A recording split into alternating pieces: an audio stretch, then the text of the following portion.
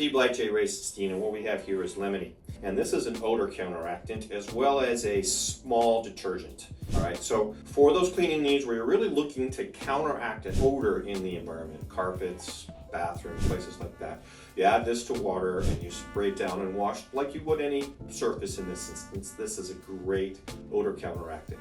Also used primarily, in many instances, to be mixed with a bleach mix for house wash or roof wash, where they really are in a situation where maybe they have a breezeway or they just every job will want to have a nice lemon fresh scent, because people associate that lemon fresh scent with a clean area. So you finish cleaning, that lemon scent freshness is there for your customer to smell and feel like, wow, that really did the trick for me.